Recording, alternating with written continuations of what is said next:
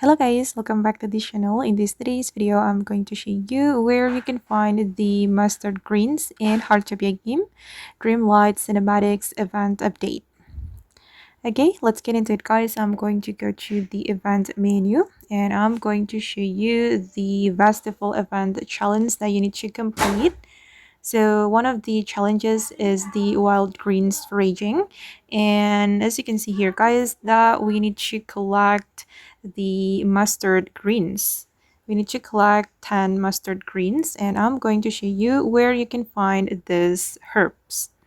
Okay guys, if you want to find the mustard greens, you need to go to the fishing village, and the location is here near the lighthouse. Okay, and you can explore this area to collect the mustard greens.